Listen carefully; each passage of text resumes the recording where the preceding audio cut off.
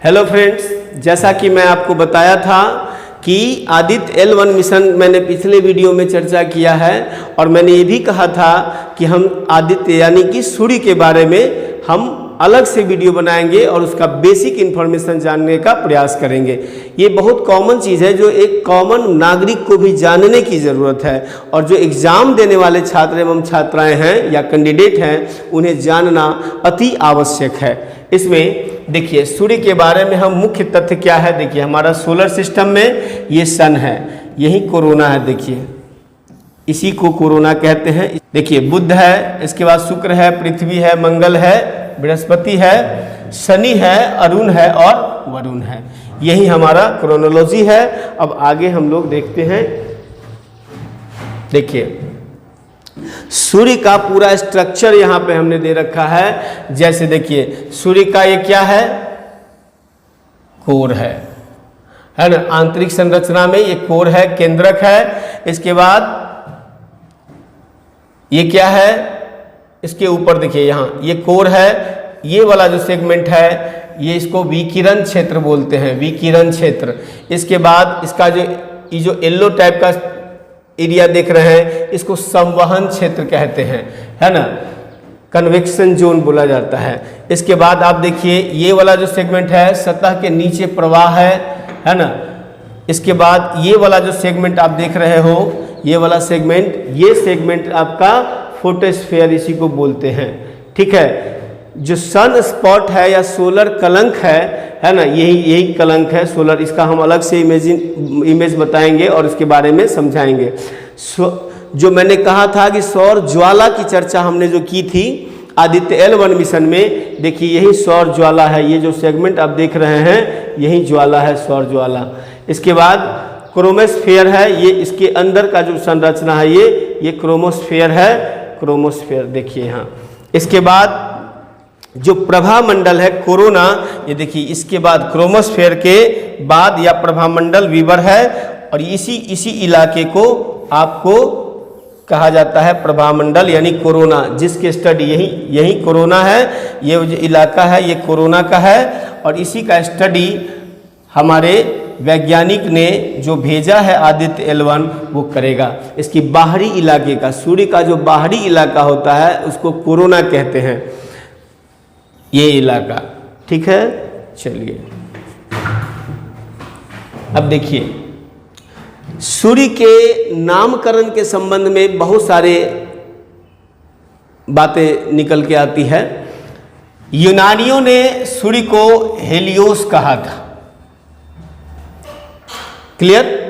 इसके बाद भारतीयों ने इसे सूर्य कहा, लेकिन रोमन वालों ने इसे सोल कहा है।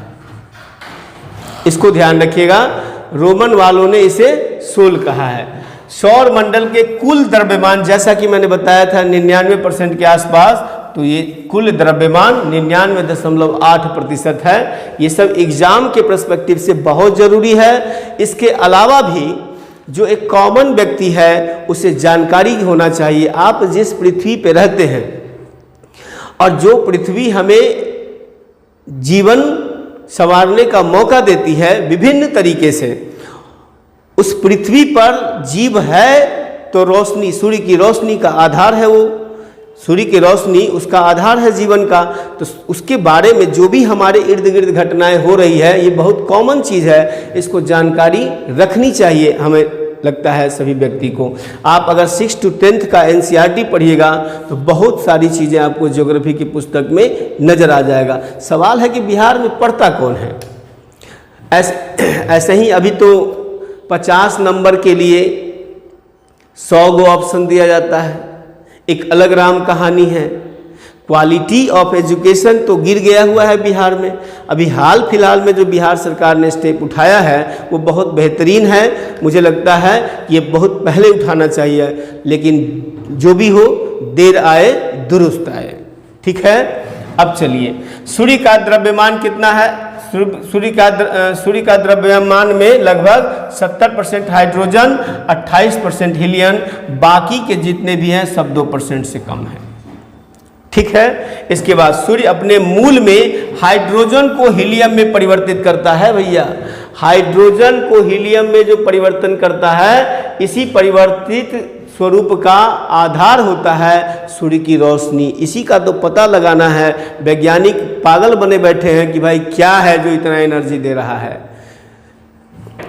छोटा सा आप अपने किचन में जाते हैं और थोड़ी सी जो बर्तन में हाथ सट जाता है, तब पता चलता होगा कि गर्म कितना है, क्या होता है। इस सूर्य में इतना टेम्परेचर, इसी का पता लगाना है। ये हो क्या रहा है, हाइड्रोजन को हीलियम में परिवर्तित कर रहा है।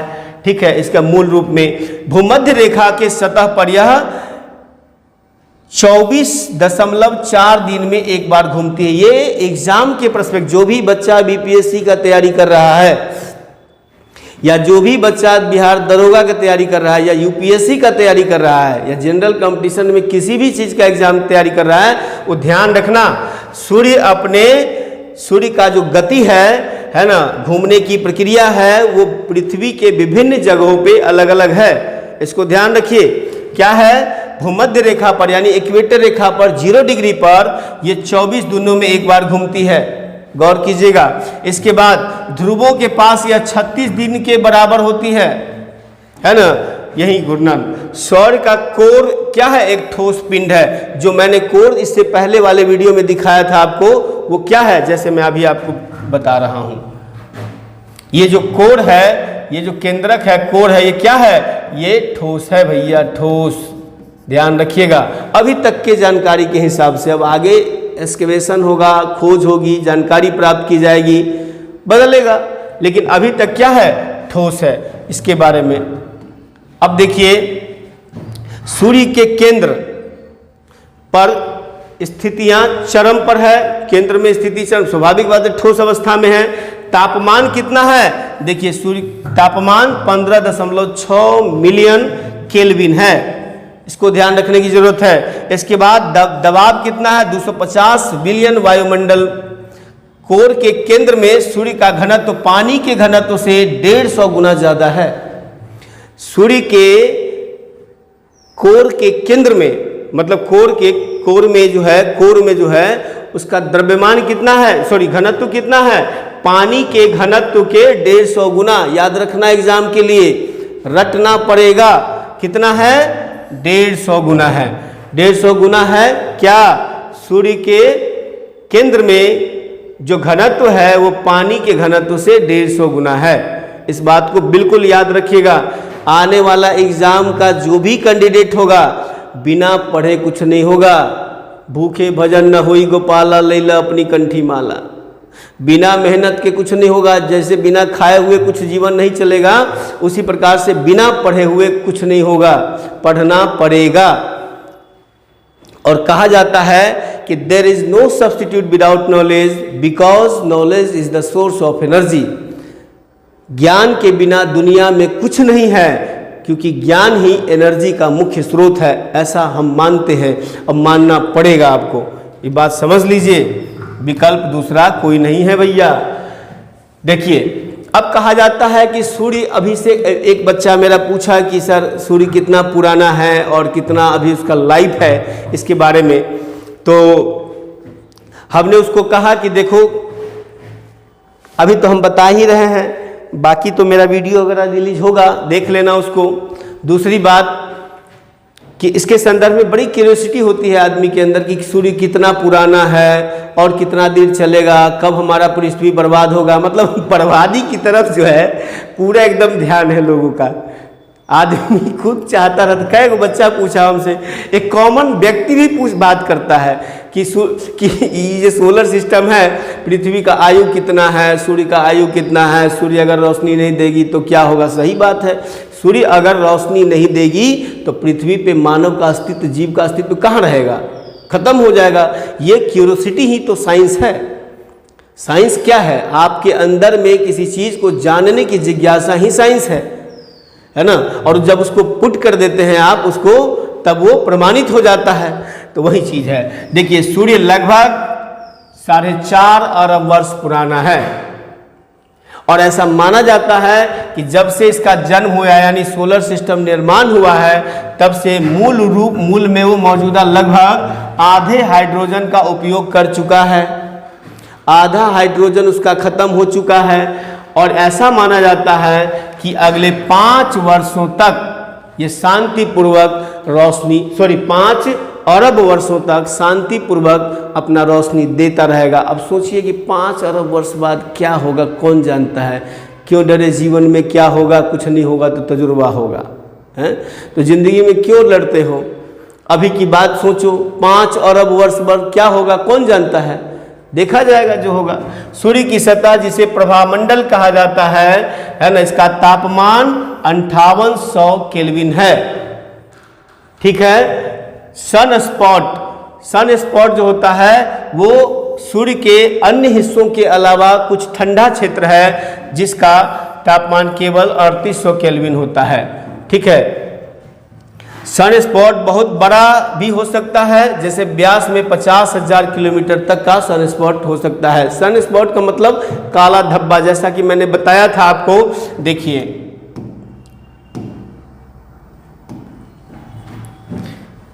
ये देखिए सन स्पॉट मैंने बताया था, सौर कलंक कहते हैं इसको। ये काला धब्बा है, ये इसका निर्माण कैसे होता है सब हम लोग अभी चर्चा करेंगे।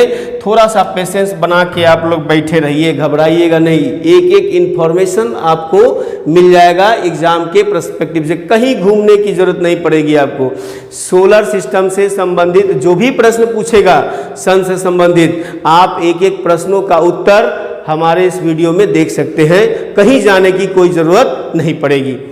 चलिए, सूर्य क्या है, गैस और प्लाज्मा का एक बड़ा गोला है, गैस और प्लाज्मा का एक बड़ा गोला है। अधिकांश गैस 91% जो है वो क्या है, हाइड्रोजन है।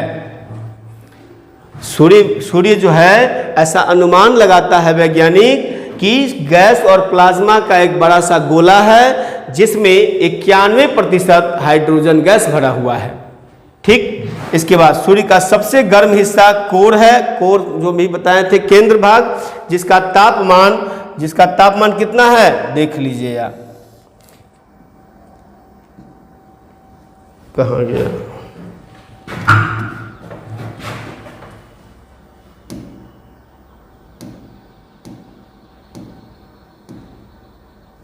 देखिए, इकाई, दहाई, सैकड़ा, हजार, 10,000, लाख, 10 लाख, करोड़। अब सोचिए कि 2 करोड़ से ऊपर लगभग 3 करोड़ के आसपास फ़ारेनहाइट में इसका औसत तापमान है। अब चलते हैं हम अगले स्लाइड में, क्या है देखिए यहाँ एक घटना जो कभी कभी सूर्य के पूर्ण ग्रहण से, जो सूर्य का ग्रहण पूर्ण ग्रहण होता है ठीक पहले और बाद में देखी जाती है, जो चंद्रमा के चारों ओर हीरे की अंगूठी की आकार का नजर आता है। देखिए यहाँ पर सूर्य ग्रहण में हीरे की अंगूठी के आकार का नजर आ रहा है ना। इसी को सूर्य ग्रहण के समय में इसी रिंग को रिंग गोल्डन रिंग इसको बोलते हैं, गोल्डन रिंग की तरह दिखता है ये। लोग टेलीस्कोप से इसको देखने का काम प्रयास करते हैं। बहुत एक तरह से देखा जाए तो बहुत बड़ी मात्रा में 2023 में ये लगा था, मार्च अप्रैल के महीने में तो देखने को मिला था। तो क्या है, सूर्य के पूर्ण ग्रहण से ठीक पहले और बाद में चंद्रमा के चारों ओर हीरे की अंगूठी आकार का शेप बनता है। कब बनता है, एग्जाम के लिए ध्यान रखिएगा, सूर्य के पूर्ण ग्रहण से ठीक पहले और ठीक बाद में, इसको ध्यान रखिएगा एग्जाम की दृष्टि से। अब देखिए अगला सेगमेंट क्या है, सूर्य का सबसे बाहरी वायुमंडलीय परत को कोरोना कहते हैं। इसी का स्टडी करने जा रहे हैं। कोरोना, याद देखिए कोरोना है ये कोरोना बीमारी वाला नहीं, इसी के आधार पर, इसका बनावट के आधार पर ही नाम पड़ा हुआ है। देखिए ये जो है ना, ये यही है कोरोना, इसी को कोरोना कहा जाता है। सूर्य का जो धाह है ना, अपने गांव में लोकल में कहते हैं धाह है, तो वही उसी का आवरण पता चल रहा है कि ये है क्या, ठीक है। इसके बारे में स्टडी करने का प्रयास किया जा रहा है, जो लगभग कितना है 20 लाख डिग्री फ़ारेनहाइट में है लगभग। यहीं से सौर हवा जो सन का हवा है उसके अंदर आंतरिक परिवर्तन जो होता है तो हवा का लपेट अब बाहर में जाता है, मैं दिखाऊंगा आगे, है ना, वो यहीं से शुरू होती है। कहाँ से? कोरोना से होती है। तो जैसे अभी इसका हानि लाभ क्या होता है सौर हवा का, हम बताएंगे आगे। उसका स्टडी क्यों वैज्ञानिक करना चाह रही है इसके बारे में। देखिए, सूर्य का कोरोना किससे बना है? वायुमंडल का सबसे बाहरी क्षेत्र कोरोना है, जिसमें प्लाज्मा होता है। प्लाज्मा क्या है? गर्म आयनित गैस है। यहां ध्यान रखिएगा, प्लाज्मा क्या है? गर्म आयनित गैस है। इसका तापमान लगभग 2 मिलियन केल्विन और बेहद कम घनत्व वाला क्षेत्र है। ये भी ध्यान रखेंगे। कोरोना लगातार आकार में बदलता रहता है। क्यों बदलता है? क्योंकि सूर्य के चुंबकीय क्षेत्र से प्रभावित होता रहता है। सूर्य के चुंबकीय, अभी बात है आपको कि उसका द्रव्यमान 98.8% है, तो चुंबकीय क्षेत्र भी होगा उसका, वो अपने आप को वो किसी वस्तु को अट्रैक्ट भी करता होगा। तो इसीलिए ये जो सूर्य का चुंबकीय क्षेत्र से प्रभावित होने के कारण उसका आकार में बदलाव होता रहता है। किसके? कोरोना के। देखिए यहां पर बहुत क्लियर दिया हुआ है, ये कोरोना है, ठीक है। अब एक क्वेश्चन और एग्जाम के पर्सपेक्टिव से आप लोग रट लीजिए, क्या है? कोरोना को पूर्ण सूर्य ग्रहण के दौरान देखा जा सकता है। कोरोना को, वही कोरोना है ना जो चांद के बीच, जब सूर्य के बीचों बीच में चांद जाके सेट हो जाता है और चारों बगल से जो रिंग के आकार का बना हुआ दिखाई, अभी जो हमने वीडियो दिखाया है, यही तो है कोरोना। जो कोरोना को कब देखा जा सकता है? पूर्ण सूर्य ग्रहण के दौरान देखा जा सकता है। ये ऑब्जेक्टिव क्वेश्चन एग्जाम में बनाएगा, गौर कीजिएगा आप लोग। यहां देखिए सौर कलंक, सन स्पॉट जिसको बोला जाता है, अभी सन स्पॉट, यहां देखिए सन स्पॉट यही है। ये जो धब्बा आप देख रहे हैं ना, ये धब्बा छोटा सा, यही सन स्पॉट है क्या ये? सौर कलंक क्या है? सूर्य के प्रकाश मंडल की अस्थायी घटनाएं हैं। सूर्य का जो प्रकाश मंडल है, स्ट्रेटोस्फेयर है, उसका वो अस्थायी घटना है। क्या है अस्थायी घटना? जब सूर्य के किसी भाग का ताप अन्य भागों की तुलना में कम हो जाता है। सूर्य के किसी भाग का ताप अन्य भागों की तुलना में कम हो जाता है तो धब्बे के रूप में दिखता है। इसे ही सौर कलंक कहते हैं। देखिए सूर्य का ये जो हिस्सा है, ये सब पूरा लाइट में है, और इस हिस्से का जो ताप है, टेम्परेचर है, वो कम हो गया है, इसलिए ये ब्लैक नजर आता है। इसी को सन स्पॉट या सोलर कलंक कहते हैं। सौर, देखिए सौर ज्वाला जो मैंने भी बताया था वो यही है। देखिए ये कैसे, ये सन है, इसके बाहरी इलाका कोरोना है, और यहीं से हवा की तरह जो है आग आगे बढ़ रही है। देख रहे हैं, हवा की तरह आग आगे बढ़ रही है, इसी को बोला जाता है सन स्पॉट। यहां पर देखिए क्लियर, देखिए यहां पर और स्पष्ट देखिएगा सन का, ये देखिए ये है आपका सन स्पॉट। क्लियर है? देखिए इसका एक और बात है, ध्यान रखिएगा, जीवन काल के कुछ घंटे से लेके कुछ सप्ताह तक रहता है। सन स्पॉट अपने पूरा जब तक उसका टेन्योर है, काल है, उसमें कुछ घंटे से लेकर कुछ सप्ताह तक रहता है। जब एनर्जी फुलफिल हो जाती है तो सन स्पॉट समाप्त हो जाता है। कई दिनों तक सौर कलंक बने रहने के पश्चात रेडियो संचार में बाधा आता है। जो हमारा सैटेलाइट है ना, उस सैटेलाइट को प्रभावित कर सकता है। इसीलिए तो स्टडी करना चाह रही है आदित्य L1 के माध्यम से। आदित्य L1 को लॉन्च करने का आधार क्या है? यही आधार है, इसी सब का स्टडी करना, सौर ज्वाला का स्टडी करना। सौर ज्वाला से फिर ये जानकारी प्राप्त होगा यहाँ के बारे में, स्पेशल जो भी इसके कंपोनेंट होंगे या क्या कारण है, ये तो अब बताएगी इसरो समय के साथ। इसके बाद फिर धब्बा का इस्तेमाल कर ये स्टडी करेगा और तब पता चलेगा कि क्या है। देखिए सौर कलंक से जुड़ी घटनाएं क्या है? सोलर फ्लेयर्स जिसको बोलते हैं, है ना, ये होता क्या है? सोलर फ्लेयर्स सूर्य के निकट चुंबकीय क्षेत्र की रेखाओं के स्पर्श, क्रॉसिंग या पुनर्गठन के कारण होने वाली ऊर्जा का अचानक विस्फोट है।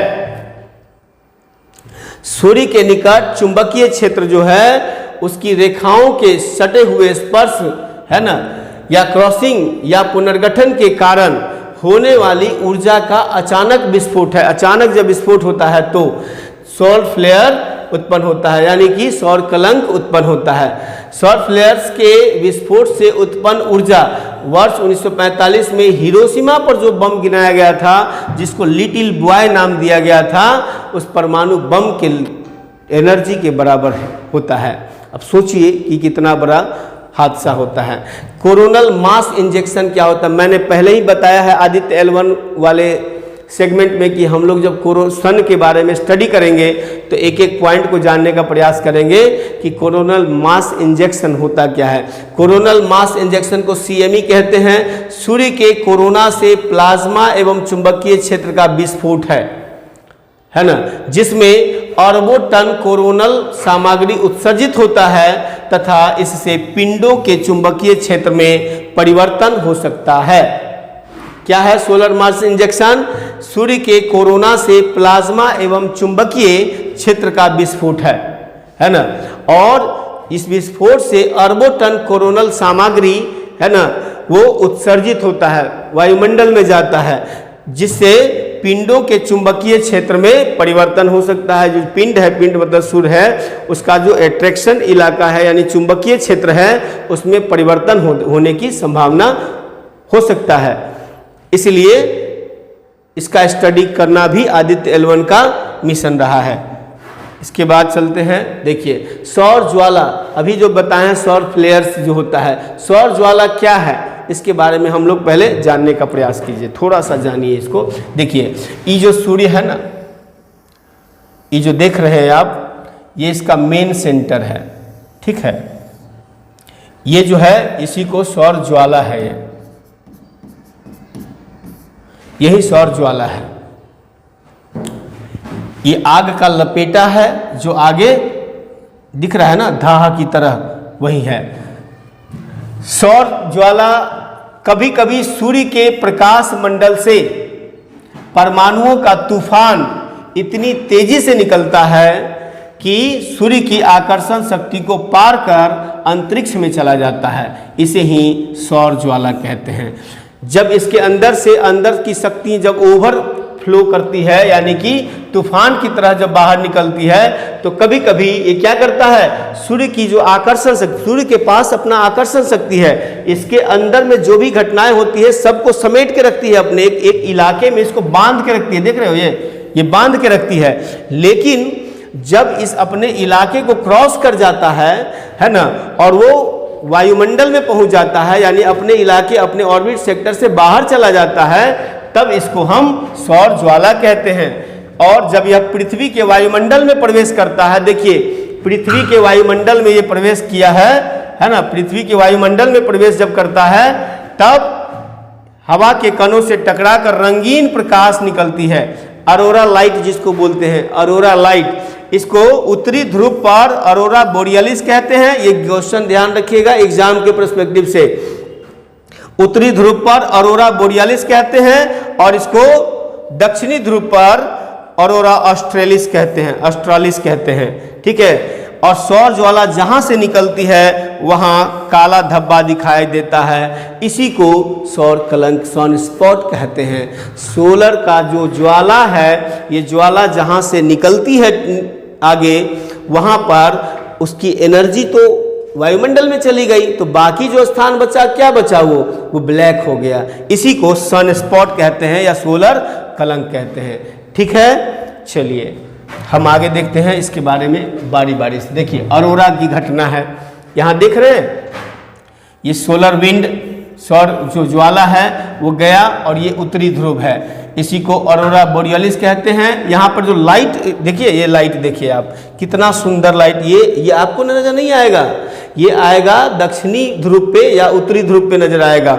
ये उत्तरी ध्रुव का नज़ारा है, आप देख सकते हैं कितना अच्छा नज़ारा दिखने को लग रहा है यहाँ पे। ये अरोरा बोरियलिस के कारण हो रहा है, जो नॉर्थ पोल पे, उत्तरी ध्रुव पे दिखाई देता है, ठीक है। ये सब किससे हो रहा है? सोलर विंड से हो रहा है, सोलर विंड से हो रहा है। क्यों? इसमें देखिए, इसके बारे में हमने डिटेल यहाँ दे रखा है। सौर पवनों के कारण मैग्नेटोस्फीयर में परिवर्तन होता है, जिससे पृथ्वी के दोनों ध्रुवों अर्थात दक्षिणी और उत्तरी ध्रुव के आसमान में हरे, लाल और नीले रंग के मिश्रण से प्रकाश उत्पन्न होते हैं, जिसे ऑरोरा या ध्रुवीय ज्योति कहा जाता है। ऑरोरा या ध्रुवीय ज्योति कहा जाता है। ध्रुवीय स्थिति के आधार पर इन्हें उत्तरी ध्रुव में उत्तरी ध्रुवीय ज्योति यानी ऑरोरा बोरियलिस तथा ऑरोरा ऑस्ट्रेलिस कहते हैं। देखिए कितना सुंदर दिखने में लग रहा है। ये सब सूर्य के ज्वाला का परिणाम है। सूर्य से निकला हुआ ज्वाला, जैसे कोई आदमी को देखोगे कर्तव्यवाज को मुंह में पेट्रोल डाल के या घी डाल के और आग का एक मसाल टाइप का लिया रहता है, और जब मारता है फूंक तो आग की ज्वाला दूर तक जाती है। बस वही ज्वाला है जो सूर्य के अपने इलाके से क्रॉस करके जब वायुमंडल में एंट्री कर जाती है, वही है सौर ज्वाला जिसको आप कह रहे हैं, जिसके बारे में हम उस समय से आपको समझाने का प्रयास कर रहे हैं। देख रहे हैं माउंडर मिनिमम जब न्यूनतम सौर कलंक सक्रियता की अवधि दीर्घ काल तक रहती है, इसको माउंडर मिनिमम कहते हैं। यह वर्ष 1645 से 1715 के बीच की अवधि में सौर कलंक परिघटना में विराम देखा गया, जिसे माउंडर मिनिमम कहा गया। इस अवधि में तीव्र शीतल काल से युक्त रहती है, यानी कि ठंडापन ज़्यादा होता है। स्वाभाविक बात है ना, जब सन का जिस इलाके में सन का टेम्परेचर डाउन हो जाएगा वहाँ ठंडापन ही तो रहेगा ना। और सौर कलंक अवधारणा को जलवायु परिवर्तन के साथ भी जोड़ा जाता है। अब जलवायु परिवर्तन में भी ये बहुत बड़ा योगदान निभाता है। देखिए यहाँ पे ये सोलर मैक्सिमम है, यानी कि सन अपने पूर्ण अवस्था में रहता है या उसकी अधिक से अधिक अवस्था में रहता है, उस समय का परिघटना है। और सोलर मिनिमम है जब सन की स्थिति यानी कि जो सौर कलंक की स्थिति है, सौर कलंक की सक्रियता जहाँ पे कम होती है उसको सोलर मिनिमम कहते हैं। क्लियर है? चलिए, ऐसी घटना में क्या होता है? तीव्र शीतल काल होता है, यानी कि शीतकाल मतलब ठंडापन इलाका होता है, जब ये अवधि ज़्यादा समय तक रहती है। अब आगे हम देखते हैं सौर कलंक के प्रभाव क्या है। ये बहुत महत्वपूर्ण है जानना। क्या है? सौर कलंक से उत्पन्न सोलर फ्लेयर्स, ये जो सोलर ज्वाला है उसको सोलर फ्लेयर्स कहते हैं। फ्लेयर्स को ज्वाला कहा जाता है, ठीक है, के कारण रेडियो संचार, ग्लोबल यानी जीपीएस प्रणाली, ऊर्जा डिग्री तथा उपग्रह आधारित संचार प्रणाली बुरी तरह से प्रभावित हो सकती है। अभी जो आप मोबाइल, टीवी ये सब जो देख रहे हैं, ये सौर ज्वाला से जो उत्पन्न हुआ कलंक है, यानी कि स्पॉट है, ब्लैक स्पॉट है, सन स्पॉट जिसको कहते हैं, वो क्या होगा? आपके रेडियो संचार को प्रभावित करेगा, सैटेलाइट को प्रभावित करेगा, जीपीएस सिस्टम को प्रभावित करेगा, ऊर्जा ग्रिड को भी प्रभावित करेगा, और इसके बाद उपग्रह आधारित जितने भी संचार सिस्टम है सबको प्रभावित करेगा ये। इसके बाद देखिए भूचुंबकीय तूफान उत्पन्न हो सकते हैं, जियोमैग्नेटिक स्टॉर्म भी उत्पन्न हो सकता है, इससे काफ़ी नुकसान है। भूचुंबकीय तूफान सौर तूफानों के कारण पृथ्वी के मैग्नेटोस्फीयर में उत्पन्न अवस्था है। पृथ्वी के मैग्नेटोस्फीयर में जब सौर तूफान के प्रभाव से एक ऐसी स्थिति उत्पन्न होती है, उसको हम भूचुंबकीय तूफान कहते हैं, ठीक है, जिससे पृथ्वी की इन खतरनाक विकिरणों से प्राप्त सुरक्षा प्रभावित होती है, यानी पृथ्वी की जलवायु को वो प्रभावित करेगा।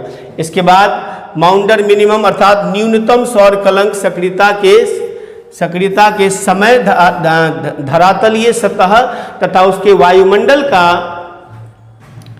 शीतलन मतलब ठंडापन, जबकि अधिकतम सौर कलंक सक्रियता काल को वायुमंडलीय उष्मन कहा होता है। यानी सौर कलंक का अगर ज़्यादा समय तक वायुमंडल में स्थित रहेगा तो क्या होगा? वायुमंडल में हीट ज़्यादा जनरेट करेगा। जब सौर कलंक कम समय तक रहेगा तो वह क्या करेगा? वायुमंडल में शीतलन पैदा करेगा। इसलिए अल नीनो और ला नीनो की घटना को भी वैज्ञानिकों द्वारा सौर कलंक के से संबंधित जोड़ने का प्रयास करते हैं। हालांकि इसमें अभी भी बहुत सारे विषय हैं जो चर्चा का है, टॉपिक उसमें अभी डिस्कस का विषय है। अल नीनो और ला नीनो। अल नीनो का मतलब क्या? वर्षा का कम होना। ला नीनो का मतलब क्या? वर्षा का अधिक होना। इसको ध्यान रखिएगा। जब वर्षा का प्रभाव हमारे देश में या किसी भी क्षेत्र में कम वर्षा होती है तो उसको अल नीनो कहते हैं कि अल नीनो इफेक्ट है, मतलब वर्षा कम हो रही है। और जब वर्षा पर्याप्त मात्रा में है उसको ला नीनो कहते हैं। हम ये ज्योग्राफी का हिस्सा है, कभी वीडियो बनाएंगे तो ला नीनो अल नीनो के बारे में स्पेशली आपको हम बता देंगे। चलिए आगे देखते हैं। हो गया समाप्त। आशा करते हैं सूर्य से संबंधित जितने भी तथ्य हैं आपको पता चला होगा या जानकारी मिली होगी। हो सकता है बहुत सारी जानकारियां आपके पास पहले से होंगी, लेकिन मैं ये भी उम्मीद करके चलता हूं कि बहुत सारी नई जानकारियां भी हमारे इस वीडियो के माध्यम से आपको मिले होंगे। और ऐसे ही हम आपसे वीडियो बनाते रहेंगे, आपको विभिन्न प्रकार की जानकारी देते रहेंगे। मैं आपसे यही उम्मीद करूंगा। मैं अभी तो नया हूं और हो सकता है मुझसे कहीं कोई गलती हो सकती है, कोई बड़ी बात नहीं है, मनुष्य है, मनुष्य से गलती होती है। तो उनको ध्यान न देते हुए सुधार का ऑप्शन आप कमेंट में कीजिएगा और सुधार करने का मैं प्रयास भी करूंगा, लेकिन इन्फॉर्मेशन आपको जाता रहेगा। ठीक है, धन्यवाद। मेरे चैनल पे ध्यान रखिए, सब्सक्राइब करिएगा, ज़्यादा से ज़्यादा लोगों को शेयर कीजिए। आप अगर सपोर्ट करेंगे तो हमारे मन को भी थोड़ा सा क्या बोलते हैं उसको, मनोबल बढ़ेगा, है ना। ठीक है, धन्यवाद, थैंक यू।